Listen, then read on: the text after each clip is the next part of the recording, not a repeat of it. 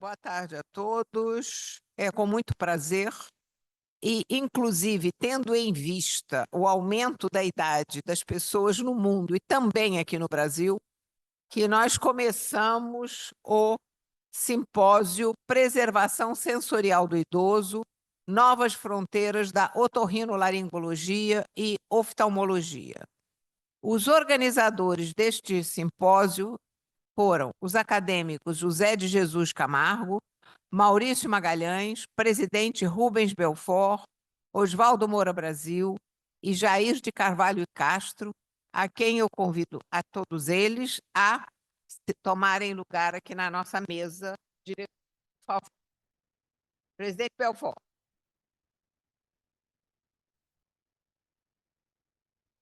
Pode ser, claro.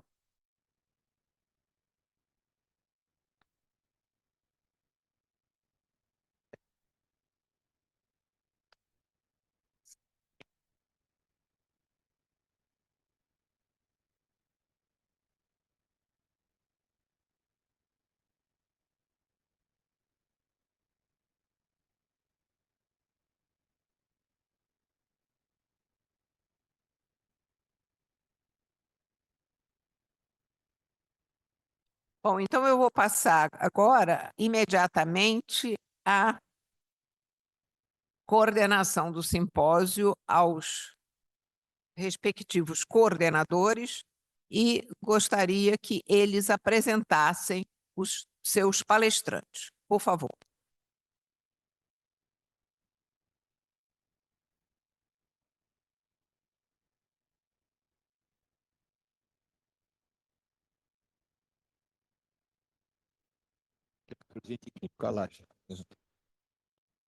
Bom, boa tarde a todos. Boa tarde, querida presidente, confrades.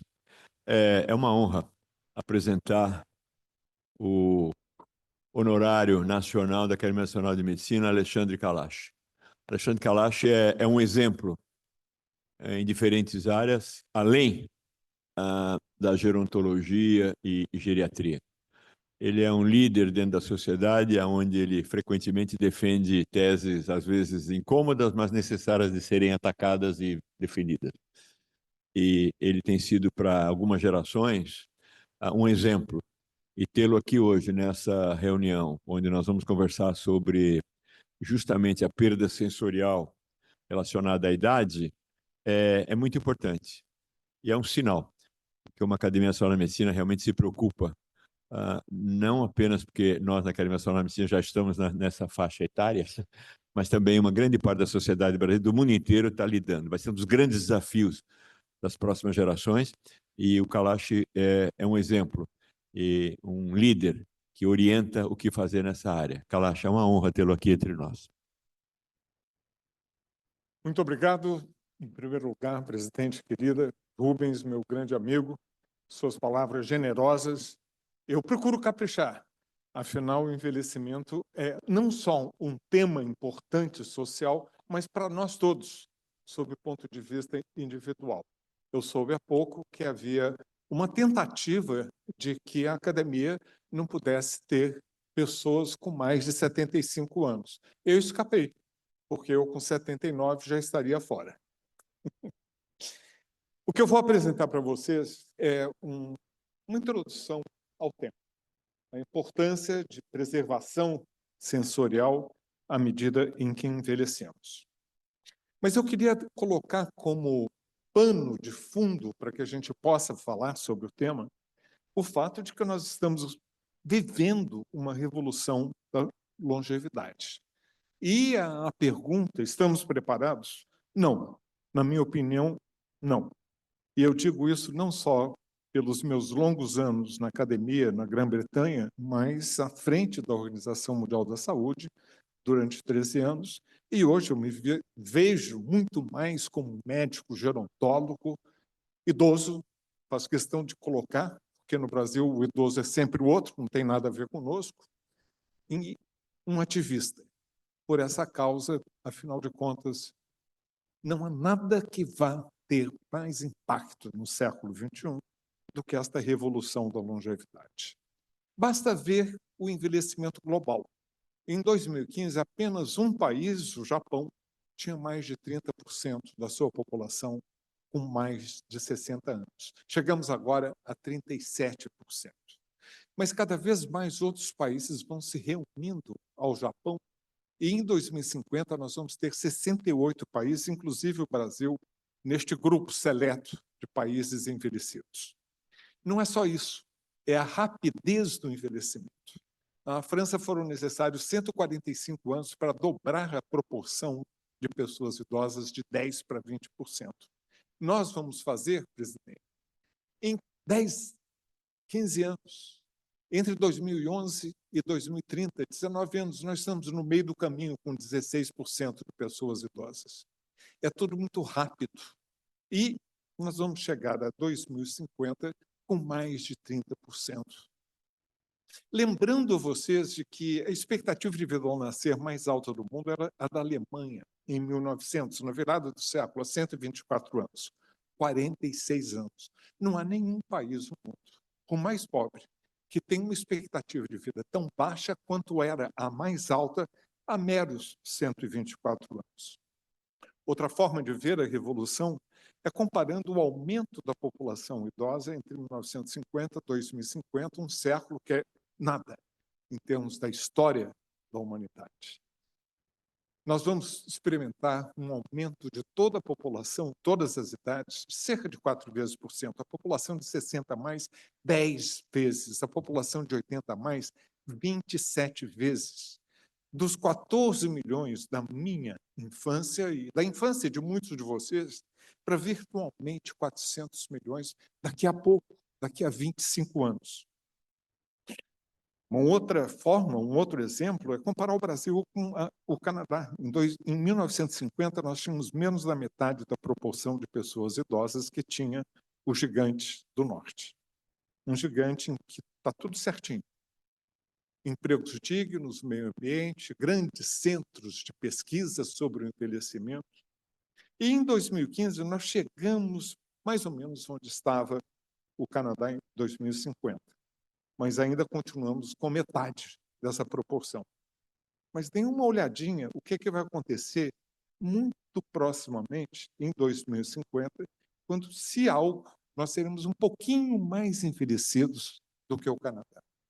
E eles estão levando muito a sério esse crescimento da população idosa e esse envelhecimento que eles julgam muito rápidos, de 25% para 30%. Imagina nós saindo hoje de 16% para em 2050 estarmos mais envelhecidos de um país onde quase tudo dá certo. Vamos personalizar. Quando eu nasci, em 1945, a expectativa de vida era de 47 anos. Em 1995, quando eu fui para a Organização Mundial da Saúde como diretor, era de 64. Mas quando eu me formei aqui no Rio de Janeiro, a expectativa de vida era de meros 57. 20 anos de diferença para hoje. Em 2024, 77 anos. Da época que eu nasci, daquele ano até hoje, são 30 anos, mas não de velhice, mas de vida. E claro que o que alimenta a velocidade do envelhecimento populacional tem a ver com a turma que vem de baixo. E nós estamos há 25 anos com taxas de fecundidade, o número médio de filhos que uma mulher espera ter no final da sua vida reprodutiva, abaixo da reposição.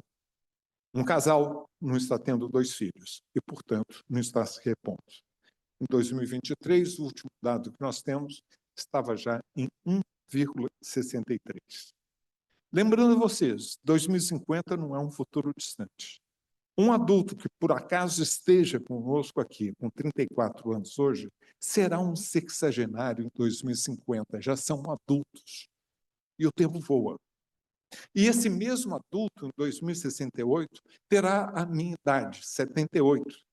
E eu espero que esse adulto de hoje, que vai ter em 2068 a minha idade, possa continuar trabalhando ativo, contribuindo para a sociedade e compartilhando a sua experiência de vida.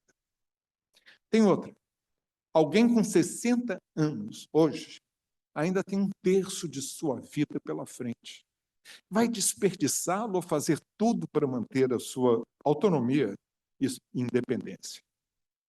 Lembra vocês também que antes, talvez, de 2040, o IBGE agora acaba de publicar, que os dados são para 2038, o Brasil chegará ao pico da sua população, em torno de 230 milhões, e a partir daí vai encolher. Isso é uma experiência, uma revolução que nunca aconteceu na história da humanidade. Nenhum país em desenvolvimento continua a desenvolver tendo a sua população global diminuindo.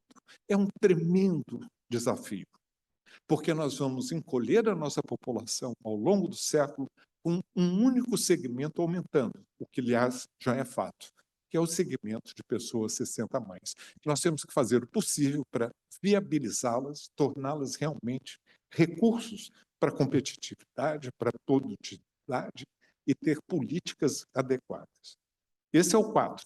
Em 2015, nós tínhamos 64 milhões de pessoas idosas, em 2065 serão 78 milhões, maior do que qualquer país europeu, mais de um terço da população, e vejam abaixo que todos os outros grupos etários, sejam crianças, adolescentes, adultos mais jovens, vão diminuir a sua proporção na população. A pergunta é clara: estamos preparados? E daí eu entro no tema que nos toca hoje. Porque os distúrbios sensoriais na velhice, eles também fazem parte deste conjunto de desafios que nós temos. Eu estou falando de acuidade visual, alterações de audição, alterações também do paladar, do olfato, alterações do tato. Nós vamos ter aqui eminentes palestrantes que vão falar sobre acuidade visual e alterações de audição. Eu vou me abster de fazer comentários sobre. Mas alterações sensoriais do tato são também muito importantes. Podem ser causadas por diabetes, claro, por hanseníase, por infecções de diversas órgãos, por demências, por dermatites que não são tratadas, por doença de Parkinson, e, importante, alterações sensoriais na planta dos pés. Essa zona tão sensível, e quantas quedas são causadas porque os sensores que nós temos nas plantas dos pés não estão reconhecendo ou demoram a reconhecer onde você está pisando, os pequenos obstáculos, e isso pode causar dor, pode causar a queda, e a queda, como você sabe, pode ser o princípio do fim.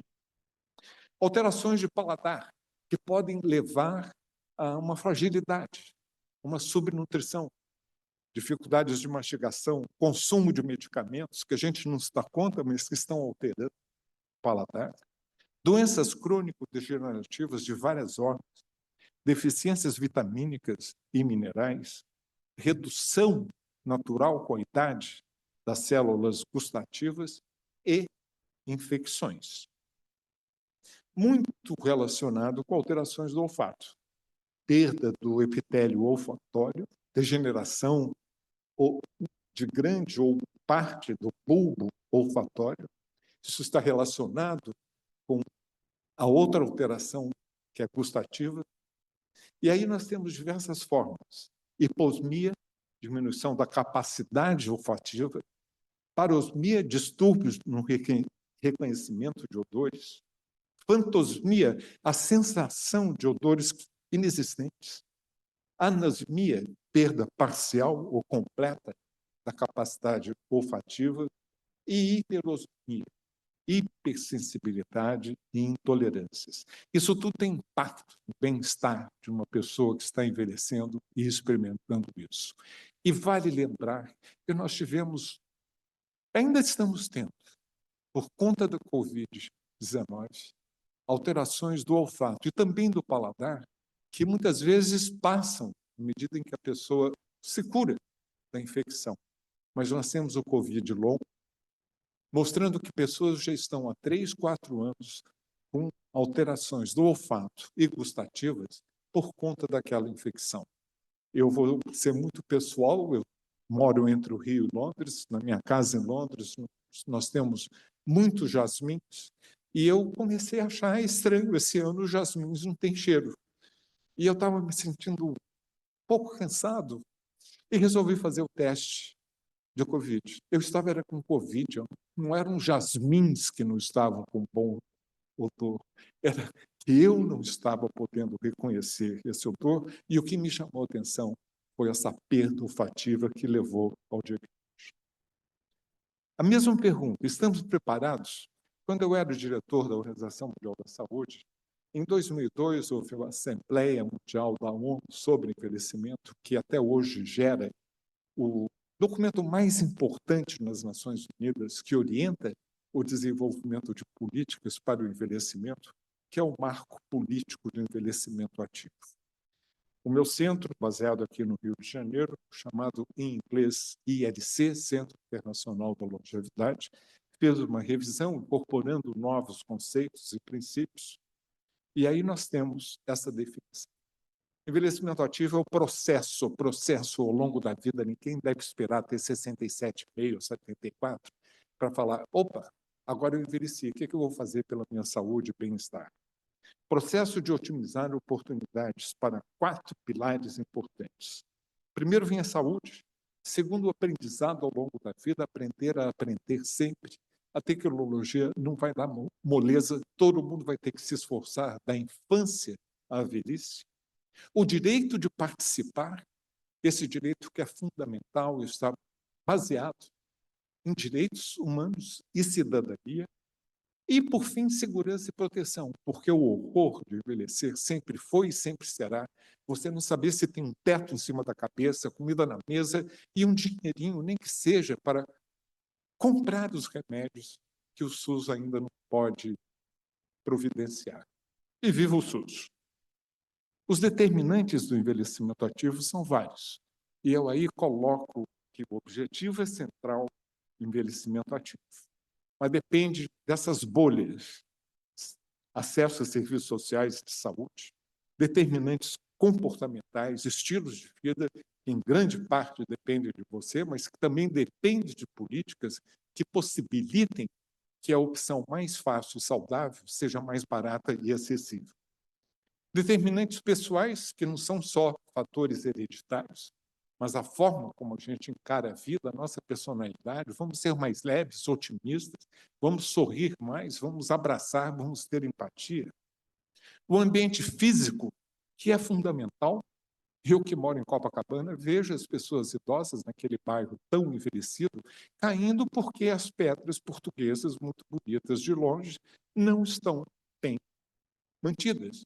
Com amendoeiras que levantam suas raízes, não era para arborizar o meio ambiente com aquele tipo de árvore. E, no final, quem sofre são as pessoas que, ao andarem, é muito comum a pessoa idosa, já não levantam os pés, mas arrastam. E, neste arrastar, encontra os obstáculos, que pode ser um buraco, que pode ser uma pedra, ou pode ser simplesmente, numa favela, o fato de que não existe calçada. O ambiente ou determinantes sociais, que tem muito a ver com a cidadania e os direitos que nós temos de participar, e, claro, determinantes econômicos, dinheiro não é tudo, mas facilita muito mais a vida. Vocês podem observar que eu coloquei uma flecha em cada uma dessas bolhas, desses determinantes, que vão influenciar individualmente o envelhecimento ativo, mas estão interconectados. E nós temos os determinantes transversais, a cultura e o gênero. As mulheres não envelhecem como nós, não apenas porque não têm os mesmos hormônios, mas é a construção social de gênero. No nosso país, cabe à mulher cuidar. Nada nos impede, nós homens, aqui, a maioria, de também contribuir, e nós não vamos esperar que, com esse crescimento da população idosa, 78 milhões, daqui a pouco, que as mulheres vão poder dar conta de trazer renda para casa, cuidar do filho, cuidar dos pais, cuidar do sogro, cuidar do chato do marido, que infelizmente as mulheres têm mania de casarem-se com homens mais velhos e depois ficam viúvas e não sabem quem vai lhes cuidar. E o homem continuando a conjugar o verbo cuidar dessa forma. Tu cuidas, ele cuida, ela cuida, vós cuidais, eu não tenho nada a ver com isso, eu quero é ser cuidado. Não vai dar certo. À medida em que nós envelhecemos, sob o ponto de vista de capacidade funcional, estou falando física, não cognitiva. Estou falando de rapidez, de força, muscular, de capacidade respiratória, cardiovascular, etc. Nós somos totalmente dependentes de alguém que nos cuide na infância e rapidamente nas etapas de crescimento e desenvolvimento, infância, adolescência, o princípio da idade adulta, chegamos ao pique da nossa capacidade funcional. Basta ver quem ganhou medalha de ouro, de bronze ou de prata nas Olimpíadas há 3 semanas. São jovens de entre 20 e 30 anos. Eu não corro em torno do quarteirão com a velocidade que eu tinha aos 25 anos. Nem quero, nem preciso, desde que eu esteja aqui, aproximando-me do final da vida, acima do limiar de dependência, eu continuo independente, eu continuo valendo de mim mesmo. E isso que mais importa. O problema está aqui, alguém que envelhece no amarelo, que não vai ter as mesmas oportunidades, que não vai chegar ao mesmo pico de capacidade funcional que outro da sua idade, e que cai muito rapidamente a uma hipertensão que não deveria existir, poderia ter sido prevenida, e que, quando é diagnosticada, 1/3 não segue o tratamento, 1/3 tem a hipertensão, mas não é diagnosticada, e 1/3 vai levando assim no passado. Isso se transforma num acidente cerebrovascular. Aos 58 anos, não precisa chegar à velhice. Quando você se torna dependente, se é que não morreu, e vai precisar de cuidado ao resto da sua vida. A diferença de qualidade de vida e bem-estar entre um e outro é óbvia. A boa notícia é que, a qualquer momento, nós podemos fazer isso. Eu estou inativo, eu bebo demais, eu estou acima do peso, eu vou dar um jeito nisso. E quando você dá um jeito nisso, eu repito sempre um mantra. Quanto mais cedo você se preocupar com a sua longevidade, com o seu envelhecimento, quanto mais cedo, melhor, nunca é tarde demais. Começa aos 20, não começou aos 20, começa aos 30, aos 50, aos 80, ganhos você sempre vai ter. Nem que seja para ter força muscular aos 80, para poder sair da cama ou virar de um lado para o outro. Uma outra forma de ver esse curso de vida, e desculpe que esteja em inglês, é a prevenção de doenças não transmissíveis, doenças crônicas. Nós nascemos, comparando 2 indivíduos, com um risco muito similar, mas ao longo de todas as etapas de vida, uma pessoa pode acumular alto risco para diabetes, para doenças cardiovasculares, para hipertensão, problemas osteomusculares, etc., enquanto que outra, que é da mesma idade, acumulou pouco. Não podemos culpar a idade, é muito mais a forma como nós podemos envelhecer e as escolhas que nos estão sendo oferecidas através de políticas adequadas. Sempre repetindo o mantra, quanto mais cedo, melhor, nunca é tarde demais. Com a revolução da longevidade, a vida deixou de ser uma corrida de 100 metros em que você vê o marco e vai correndo para chegar lá, para se transformar cada vez mais numa maratona. E para uma maratona ser bem-sucedida, para você chegar bem ao final dela, você tem que ter estamina, treino, determinação, aprendizado. E aí você chega ao final. Precisa disso, de determinação, de treino. E precisa também de uma cultura do cuidado. Como garanti-la sem profissionais qualificados? Essa é a revolução que nos falta, a revolução da educação. Basta dizer que entre profissionais de saúde, segundo a Sociedade Brasileira de Geriatria e Gerontologia, nós temos um déficit de 28 mil geriatras.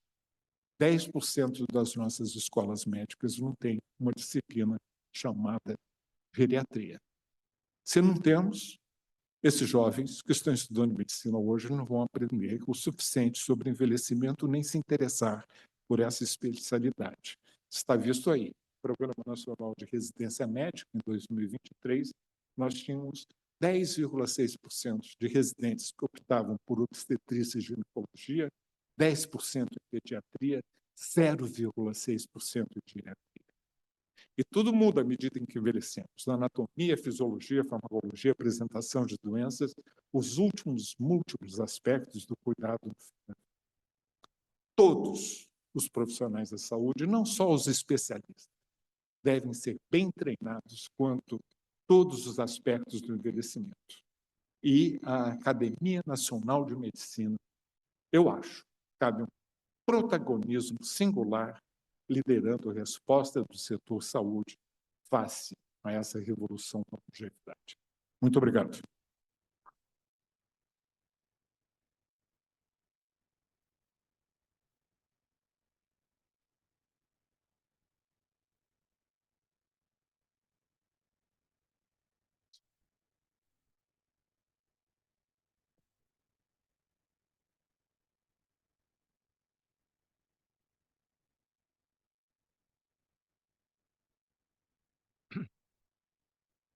Agora nós vamos ter o prazer de ouvir o professor Jair de Carvalho Castro, um dos nomes mais importantes da otorrinolaringologia, que dedicou sempre ao ensino junto à Universidade Federal do Rio de Janeiro e na sua clínica extensa, sua clínica privada.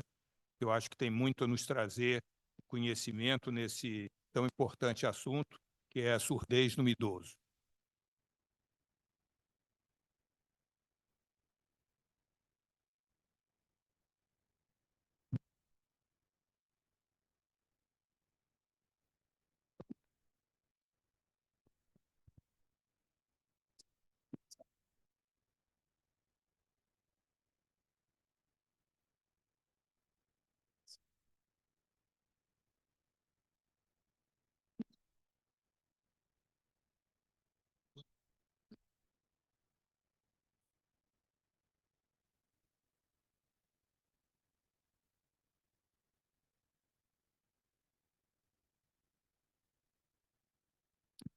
Boa tarde a todos. Queria cumprimentar a todos aqui presentes, cumprimentar a nossa presidente, Eliette Pusquelar, cumprimentar o ex-presidente Rubens Belfort, ex-presidente professor Novelino e os colegas que fizeram e prepararam essa apresentação de alterações no idoso, especialmente em relação à visão, à audição, distúrbios da gustação. Esse tema, como nós podemos observar, e foi relatado agora pelo professor Kalash, é um tema mais do que atual, porque a população está envelhecendo e, junto com o envelhecimento, vem problemas de audição, de equilíbrio, de gustação e de olfato, que são fundamentais para que você possa ter uma vida saudável e socialmente útil. Em relação à audição, é um dos 5 sentidos que os seres humanos têm para conviver com os outros, é o mais importante. A audição nos coloca em contato com as outras pessoas. Então, esse sentido, ele é fundamental para a manutenção da inteligência, da vida social. É comum que nós observarmos que a perda de audição compromete questões que envolvem a qualidade de vida do paciente, como a parte social e como a autoestima, porque a perda de audição vai desenvolver alterações emocionais, a pessoa vai se tornar mais insegura, vai ter o relacionamento com seus familiares prejudicado, vai aumentar o seu desgaste emocional, vai desenvolver paranoias, vai perder a autoestima, vai influenciar o surgimento ou agravar demências, e todos esses problemas tornam essa situação mais séria e mais desafiadora para os especialistas em otorrinolaringologia e as especialidades correlatas. Então, o paciente que tem perda de audição, ele vai ter mais tristeza, vai ter mais depressão, ele vai ser mais ansioso, ele vai ter uma preocupação excessiva em ouvir e compreender o que está ocorrendo, ele vai diminuir o seu convívio social, ele vai ficar inseguro. Com o quadro que foi apresentado aqui, está muito a propósito do que nós estamos falando, Entre 65 e 74 anos, 3/4 da população vai ter algum tipo de perda auditiva. Existem vários fatores que podem explicar essa perda auditiva. Pelo fato do sistema auditivo ir envelhecendo, ele vai perdendo células ciliadas, estruturas importantes do componente de transmissão e neural, ele vai diminuir a irrigação, tem fatores hereditários que são importantes, mas também outros fatores como diabetes, hipertensão arterial, falta de educação básica, falta de saneamento, tudo isso acaba comprometendo a saúde auditiva do paciente.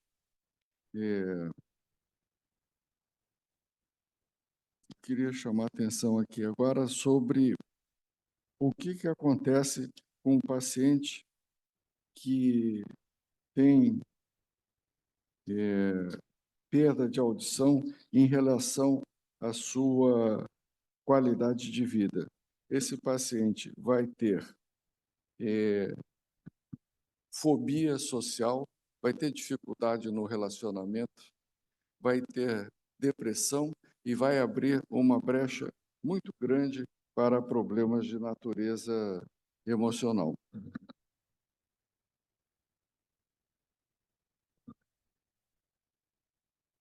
Aqui, rapidamente, nós vamos mostrar o que é a anatomia do ouvido.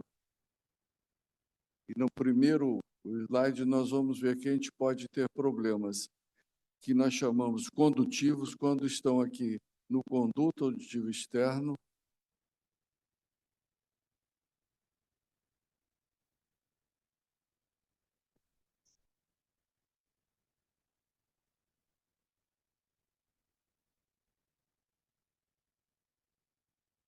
Aqui no conduto auditivo externo, na membrana timpânica, na cadeia ossicular. Essa parte dos problemas de audição, nós temos chance em quase 99% de restabelecer a audição. Então, nós temos os processos inflamatórios, processos infecciosos, obstrução, estenose, problemas de ruptura de membrana timpânica, de fixação da cadeia auricular. Para cada uma dessas alterações, nós teremos como atuar. Entretanto, quando o problema ocorre a nível da cóclea, onde a energia mecânica captada pela membrana timpânica, amplificada pela cadeia ossicular, chega ao ouvido interno, à cóclea, essa energia mecânica vai ser transformada num potencial elétrico que vai ser caminhado até o cérebro pelo nervo auditivo. E o cérebro é que vai fazer a decodificação dessa informação e vai nos dar a audição. A audição é importante no sentido da nossa defesa, no nosso parte animal, procura de alimento, a nossa inserção na sociedade e a comunicação. Sem audição, você pode, por exemplo, participar de uma reunião, mas não vai estar integrado nessa reunião. Você vai a uma festa, mas não aproveita da festa. Você não vai ter uma interatividade com o meio ambiente, o meio social ou profissional. Todo paciente que chega até o otorrinolaringologista com queixa de perda de audição, ele vai ter que passar por um processo diagnóstico. Aqui nós ressaltamos que pesquisas feitas aqui no Brasil, em vários lugares e fora do Brasil, a pessoa que começa a perder a audição, ele leva, em média, 7 anos para procurar ajuda. E depois desses 7 anos, às vezes ele reluta para poder aceitar um tratamento clínico, um tratamento medicamentoso, uma proposta de terapêutica que possa melhorar a audição dele, um tratamento para corrigir os problemas de conduto auditivo externo, membrana timpânica, ouvido médio, a colocação de um aparelho de audição, ele retém muito tempo. Isso vai impactar muito na qualidade de vida desse paciente, no afastamento da sociedade, e vai fazer com que o cérebro dele ocupe um espaço muito grande que podia estar sendo usado para outros setores da vida, na tentativa de poder escutar. Então, a anamnese, nós temos que saber qual o sexo do paciente, qual a idade, qual a profissão, sua saúde geral, como começou, se é um ouvido só, se são 2 ouvidos, se além da perda de audição, ele tem outras queixas, como o zumbido, que é uma coisa que atrapalha muito o paciente com deficiência auditiva, que nós temos que tratar conjuntamente, e o paciente que tem zumbido e perda auditiva, as próteses auditivas hoje têm recursos de fazer uma geração de som na mesma frequência do zumbido e por um mecanismo de biofeedback, depois de alguns meses, o cérebro esquece aquele ruído, tirando um transtorno muito grande da vida do paciente. Os exames complementares, depois, são fundamentais, mas a peça-chave é a audiometria. A audiometria é o primeiro exame. Tanto é importante que o iPhone novo já vem com pesquisa de audição, já pode ter uma avaliação se a pessoa ouve ou não. Então, esse dispositivo que o novo iPhone tem, é importante, que vai chamar atenção para esse problema sério. O outro exame é uma impedanciometria, um exame complementar, para sabermos como é que está a função da membrana timpânica cadeia-ossicular, exames de eletrofisiologia, para saber como é que está o funcionamento da cóclea e do nervo acústico, exames de imagem, dependendo do que nós encontramos. Pode ser a tomografia computadorizada ou pode ser ressonância magnética, porque alguns tipos de perda podem nos levar a pensar que existe algum problema. Então, aqui vamos mostrar. Esse primeiro aqui é uma audição normal, essa altura aí, em torno de 20 dB, é um ouvido normal. O ouvido direito sempre vermelho, o ouvido esquerdo. Aqui, mais à esquerda, nós temos um ouvido normal de um lado e uma via óssea normal e uma via aérea prejudicada com perda de audição. Isso significa que esse paciente tem um problema ou no conduto auditivo externo, ou na membrana timpânica, ou na cadeia ossicular. E aqui em cima é a típica curva de paciente que tem presbiacusia, que nós chamamos uma perda neurosensorial, que perde tanto a audição por via aérea, quanto aquela avaliada por via óssea, que despreza o mecanismo de membrana timpânica e cadeia ossicular. E aqui à esquerda, nós temos um paciente que tem os 2 tipos de perda, uma perda neurosensorial e uma perda condutiva associada.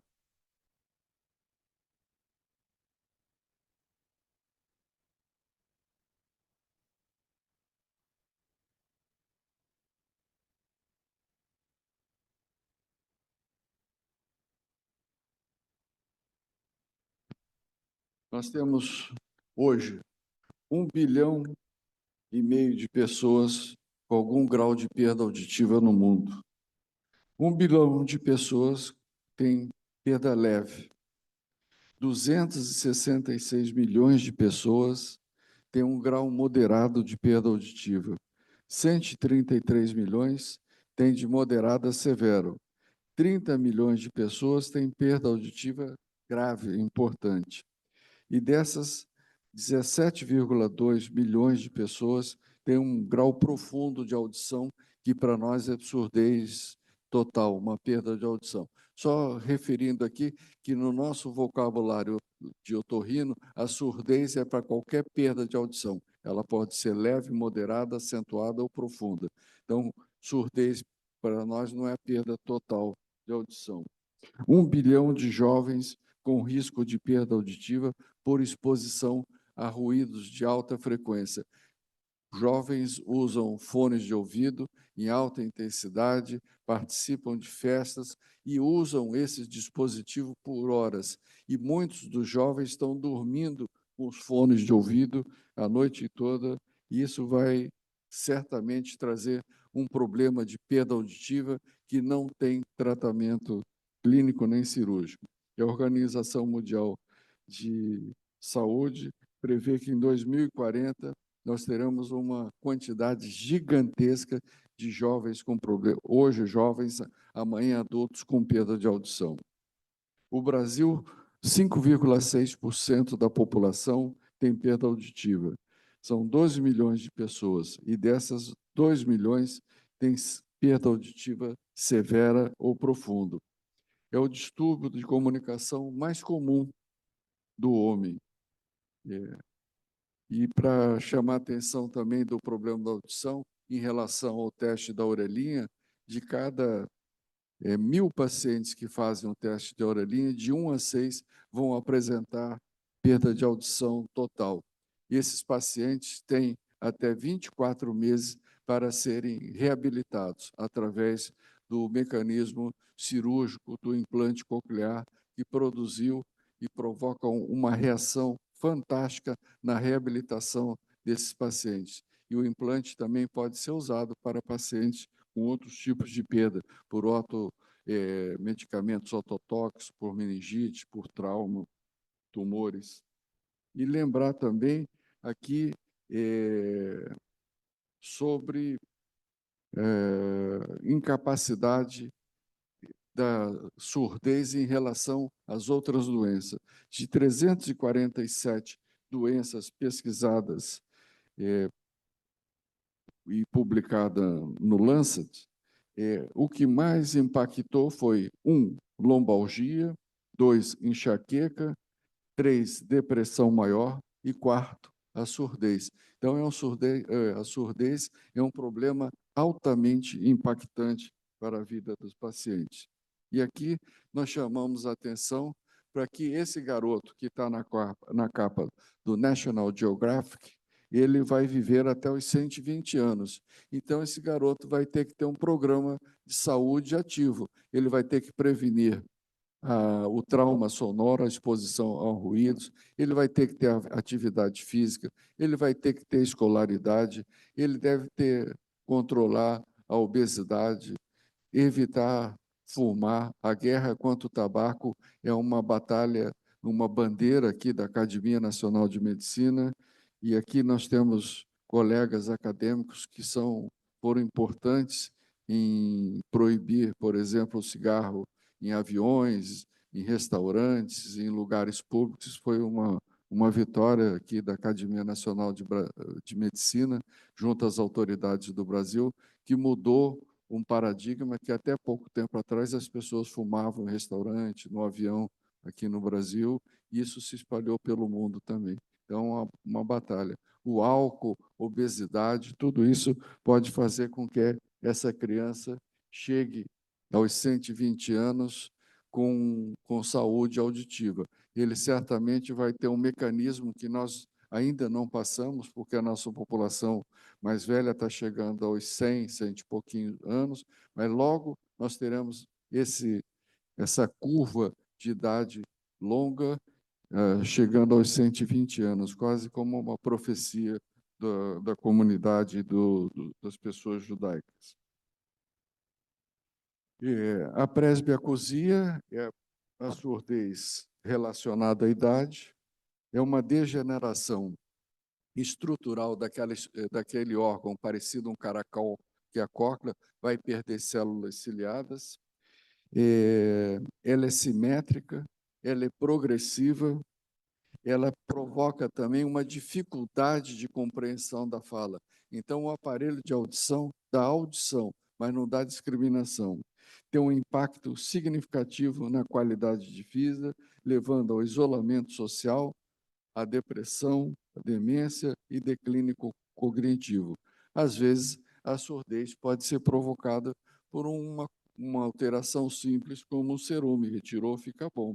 Mas nós temos também processo inflamatório, como otite média aguda, como otite média secretora, que se caracteriza pela presença de secreção mucoide dentro do ouvido, diminuindo a audição, e pode ser tratada cirurgicamente com a introdução de um dispositivo chamado tubo de ventilação, que mudou a história da odontologia.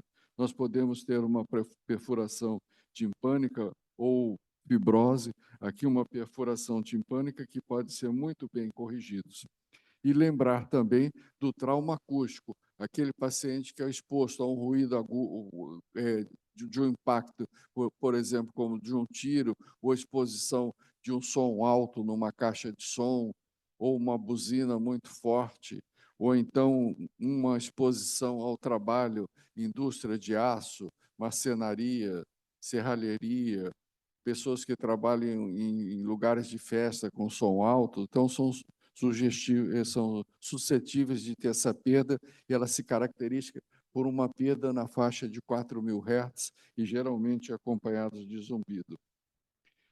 As ações médicas devem ser feitas no sentido do diagnóstico precoce. Quando as pessoas observarem que alguém ao seu lado tem dificuldade de conversar, de entender, de escutar a televisão, que está evitando a vida social, ele começa a recusar convites para sair, para jantar, para ir a um teatro, para ir a uma cerimônia, uma reunião familiar, isso são sinais de que ele não está ouvindo. Ele deve ser incentivado a procurar uma avaliação. A avaliação da audição tem que fazer parte da rotina de todo paciente que vai fazer o seu check-up, que avalia a audição, é fundamental. E os médicos que fazem atenção primária, os clínicos, médicos de família, pediatras, eles também têm que ser orientados, que é uma bandeira que é a Associação Brasileira de Otorrinolaringologia e a Fundação Otorrinolaringologia vem divulgando o problema da surdez. E educação, informação é importante para que o paciente e a família compreendam o que está ocorrendo. Então, nós falamos que o tratamento pode ser medicamentoso, pode ser cirúrgico e pode ser também a indicação das próteses de audição, os aparelhos de audição. Há ainda uma reação muito forte do paciente, às vezes até da família, contra o paciente, contra a prótese. Mas nós temos que dizer que é uma ferramenta, é um aparelho que vai trazer a independência desse paciente, vai colocar esse paciente na vida. Os aparelhos são discretos, são altamente eficazes e, eventualmente, pode até ajudar a combater o zumbido dele. E discreto não aparece, são muito, quase que imperceptíveis. Outro processo que nós temos é o processo cirúrgico. Nós temos um tipo de surdez, presidente, acabamos em 1 minuto, um tipo de surdez que se caracteriza pela fixação do estribo e pode ser substituído por uma prótese, é uma revolução essa cirurgia. Essa cirurgia foi uma revolução no século passado. Nesse século, nós temos a revolução do implante coclear. E aqui eu chamo a atenção o Dr. William House, com quem eu tive a oportunidade de conhecer e conviver durante uma temporada do meu doutorado lá em Los Angeles. Ele foi um pioneiro do implante coclear, que transformou a vida das pessoas que têm deficiência auditiva. Terapias gênicas, células-troncos, estão chegando para mudar, e eu queria dar continuidade a essa apresentação aqui, chamando meu colega otorrinolaringologista, Dr. Luciano Moreira, que é da equipe Sonora, um grupo de médicos e fonoaudiólogos especializados na reabilitação auditiva, que eu chamo de voltar à dignidade do paciente, dar uma liberdade de ir e vir e manter com que ele tenha uma vida plena e ativa, e preservando as suas funções cerebrais. Muito obrigado, presidente.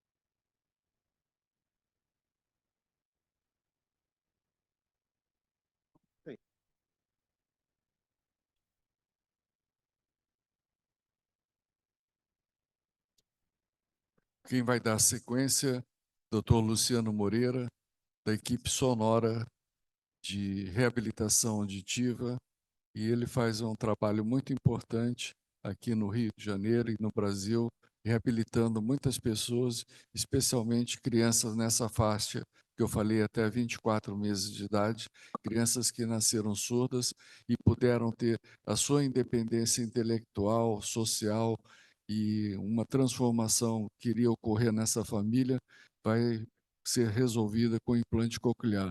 E dizer que o implante ele é coberto pelo SUS para aqueles que não têm plano de saúde ou que não podem ter acesso à rede privada. Obrigado, Luciano. Eu que agradeço. Boa tarde a todos. É um prazer enorme estar aqui pela primeira vez. Obrigado ao presidente, doutor Eliette, meu colega Jair, pelo convite.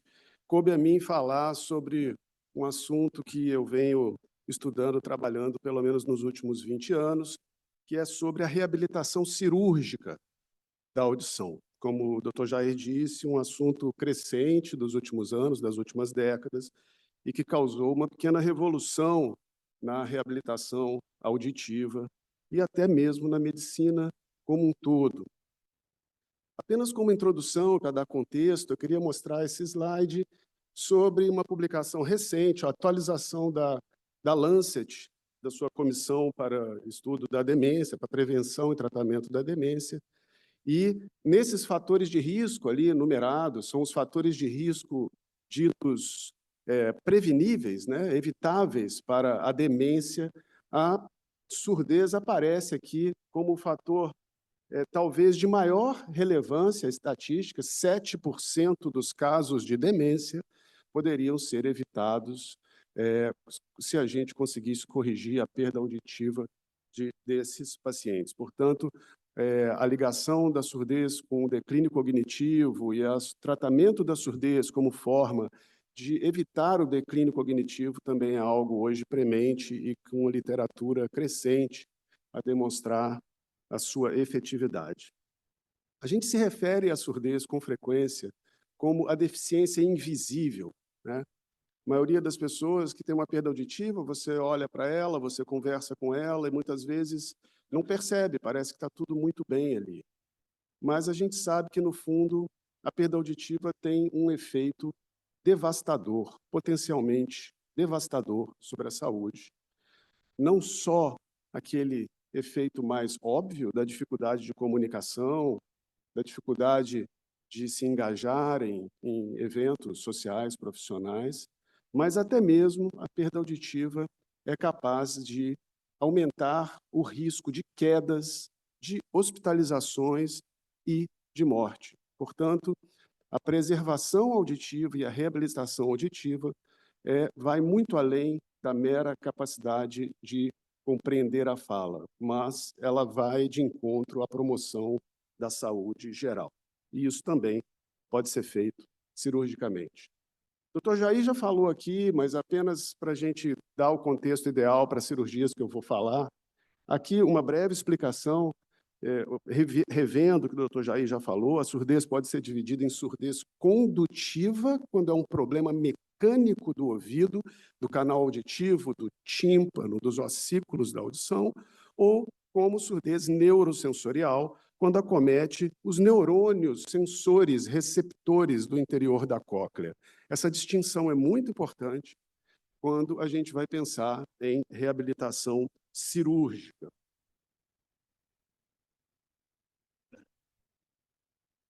Das várias cirurgias para reabilitação cirúrgica da audição, eu selecionei 3 aqui para falar para vocês e para mostrar algumas imagens, alguns pequenos vídeos, cirurgias de mais interesse e que são mais comuns. São elas o implante coclear, a primeira ali do quadro, também conhecido como ouvido biônico, e que nesse ano que passou nós chegamos à marca mundial de 1 milhão de pacientes implantados cocleares desde o seu início. Portanto, 1 milhão de pessoas ouvindo através de uma audição biônica. Vale também lembrar que a audição é o único sentido humano capaz de ser reabilitado bionicamente, e ele se aplica, portanto, à surdez neurosensorial, como eu expliquei no slide anterior, para que ela que é causada pela perda dos neurônios da cóclea. Vou falar também da estapedectomia e da timpanoplastia. Começando aqui pela timpanoplastia, cirurgia realizada para perfurações da membrana do tímpano, e nesse vídeo aqui a gente pode ver a perfuração de uma membrana do tímpano. Desculpe pelo atraso aí, mas eu acho que é o efeito do zoom, que dá um certo delay. Essa cirurgia hoje é feita através do conduto auditivo externo, com uma câmera, com um endoscópio usado em tantas outras especialidades. Está aí a posição do paciente na hora da cirurgia, e a gente, através do canal auditivo, com a câmera e com pequenos instrumentos, vai inserir um enxerto de cartilagem, como esse que nós vemos aí, que é um enxerto removido da própria orelha da pessoa, e vamos também reconstruir, como nesse caso, a cadeia ossicular com pequeninas próteses, como essa prótese que eu estou mostrando agora, uma prótese parcial em titânio, capaz de reconstruir a passagem do som pelo ouvido médio e, junto com isso, reconstituir também a membrana timpânica com fragmentos dessa cartilagem, aí uma outra prótese usada por um defeito mais segmentar da cadeia ossicular, portanto, nesses casos, tratando uma perda auditiva do tipo condutivo. E ali nós vemos eu testando para ver que a onda sonora já pode passar novamente.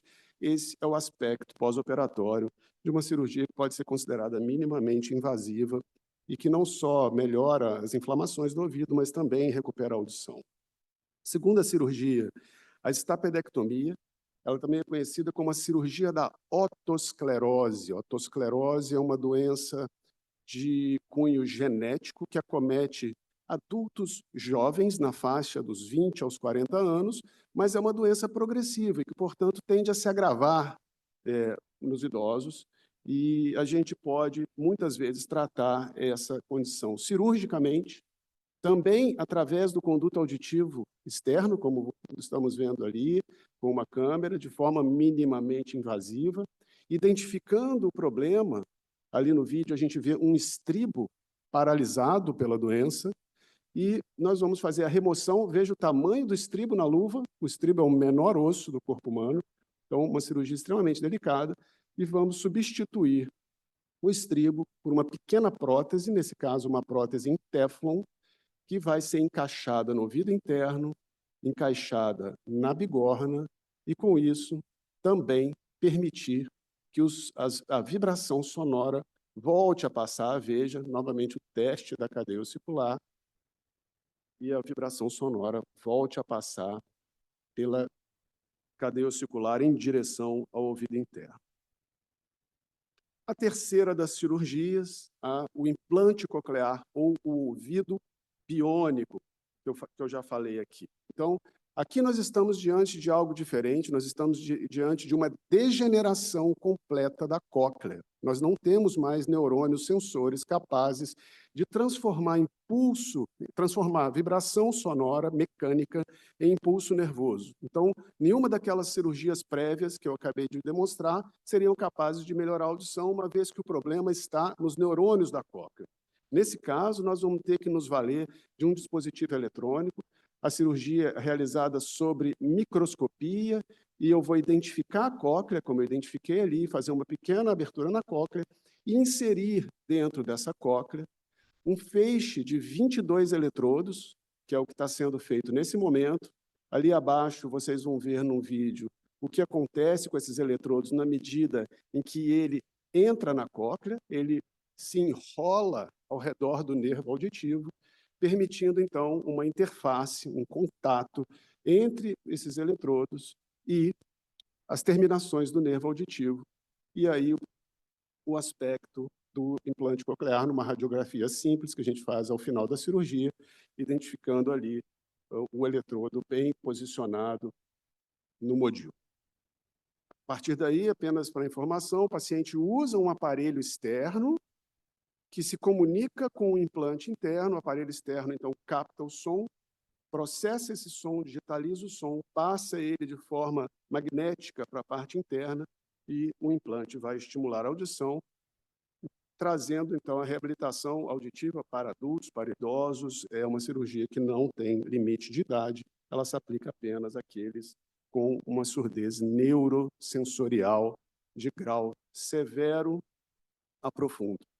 E, como eu disse, a gente chegou esse ano à marca de 1 milhão de implantados no mundo, isso, né?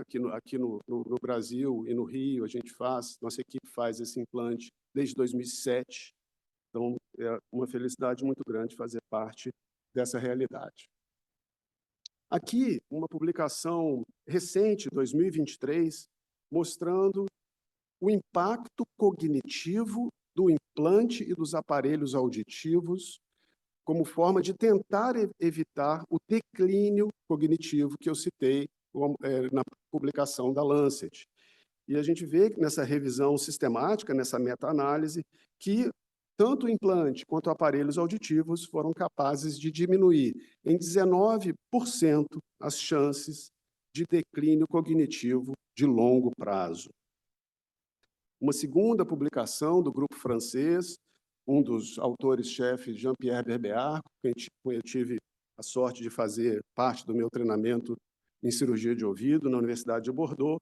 Esse é um estudo prospectivo, obviamente não randomizado, né? Não temos possibilidade de randomizar um estudo com implantes cocleares, mas um estudo prospectivo que demonstrou, com a avaliação cognitiva e de qualidade de vida de 6 e 12 meses, que os implantes cocleares nos idosos mostraram melhoras importantes, não só na percepção de fala, como nas habilidades cognitivas e na qualidade de vida como um todo. Aqui eu queria passar um pequeno vídeo, vamos ver se o áudio aparece. É um depoimento, um rápido depoimento de um paciente nosso, o senhor Oswaldo, 78 anos, que fez o implante coclear, e ele, então, deixa um depoimento para aqueles que são candidatos a fazê-lo, né? E ele vai relatar de forma muito importante, é importante dizer, o paciente que sempre ouviu de forma natural, perde a audição, passa a ouvir com o implante coclear, ele tem uma percepção diferente da audição no começo. E essa percepção quase sempre traz uma estranheza essa que vai se dissipar com o tempo, conforme eu vou tentar deixar o senhor Oswaldo falar aqui. Assim que foi ativado o implante, eu fiquei um tanto decepcionado, não acreditando 100% no que eu tinha feito a coisa correta, né? Mas eu sabia que era fundamental fazer, porque eu tinha perdido completamente o lado direito. E aí, com isso, meu cérebro está agora ficando entusiasmado, está excitado, vamos dizer, né? Na audição. A dica que eu tenho aqui para dar, o senhor disse logo no início, é um desafio, né? Mas que vale a pena, porque você não ter uma qualidade de vida em função da parte auditiva, quando eu perdi realmente o lado direito, veio aquela tristeza profunda, mas veio uma tristeza, né? Eu vou ter que ficar agora dentro de casa, não sou mais ativado e tal, mas com o implante me deu ânimo de novo. Vale a pena porque se a gente não tivesse, por exemplo, o que nós temos hoje, isso aí, estaríamos dentro de casa, mais limitado e tudo mais. O processo de seleção para candidatos do implante coclear é um processo extremamente criterioso e multidisciplinar. Então, para reforçar esse ponto, além da gente fazer exames auditivos que demonstram uma perda auditiva severa, profunda, a gente também tem que demonstrar que essa pessoa não tem a capacidade de ouvir através de aparelhos auditivos, e nós temos que nos ocupar de gerenciar as expectativas do paciente acerca do resultado. Como nós vimos ali, ele já tinha sido conversado sobre isso, e mesmo assim, sua reação no início foi uma reação de decepção, porque ele experimentou uma sensação diferente, nova, mas que invariavelmente, com semanas e meses, através do processo de plasticidade neuronal, o paciente vai se habituando a esses sons e vai passando a obter o benefício que a gente espera. Aqui, de forma final, o doutor Jair já tocou en passant aqui nesse assunto, mas eu queria dizer que apesar da reabilitação auditiva, especialmente através do implante, ter sido uma nova era aí nos últimos 30 anos, eu acredito que nós estamos prestes a mudar de era. Talvez na medicina como um todo, mas na surdez certamente, e sair da era da reabilitação auditiva para a era da regeneração auditiva, ou propriamente a cura da surdez. Essa menininha britânica se tornou esse ano o primeira pessoa, o primeiro ser humano da história a ter a sua surdez neurosensorial regenerada. Ela faz parte de um grupo de estudo internacional, americano, espanhol. Ela tem uma mutação do gene OTOF, que é uma das pelo menos 200 mutações causadoras de surdez genética, e ela fez parte do estudo clínico que reuniu algumas crianças com essa mutação. É importante dizer que é uma mutação rara, é uma minoria absoluta das crianças que têm perda auditiva, portanto, isso é uma aplicação ainda para um segmento muito pequeno de pessoas, mas foi um feito incrível. Ali a gente vê embaixo a imagem do centro cirúrgico, é um procedimento cirúrgico em que o cirurgião injetou dentro da cóclea, lá onde a gente coloca o implante coclear, vetores virais com código genético a ser editado do gene OTOF, e eles obtiveram sucesso nessa edição. E poucas semanas depois dessa edição, a criança tinha uma audição não só melhorada, como nos níveis da normalidade. É lógico que, sendo uma primeira criança, o que foi feito foi colocar um implante coclear de um lado, que já é um tratamento conhecido, e a injeção do tratamento da terapia gênica do outro lado. Agora, já passados alguns meses, nós já estamos tendo crianças em que está sendo injetado dos dois lados.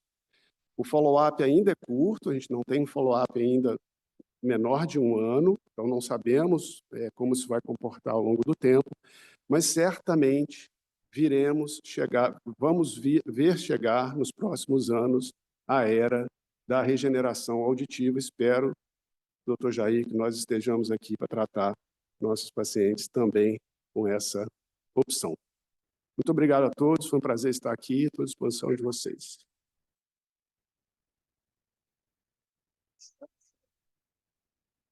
Eu gostaria agora de abrir a discussão para a bancada acadêmica, por favor. Mas antes de começar a discussão, eu quero pedir, por favor, que ninguém, todos vocês voltem depois do chá, porque nós temos que fazer uma eleição da comissão de avaliação do candidato para a próxima eleição. Por favor, precisamos de pelo menos 20 acadêmicos. A discussão está aberta. Tá bom.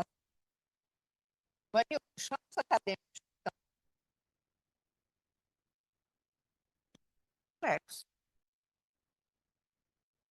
Gostaria de fazer sessão secreta, então, e gostaria de pedir aos nossos convidados que, por favor, comecem o chá acadêmico mais cedo.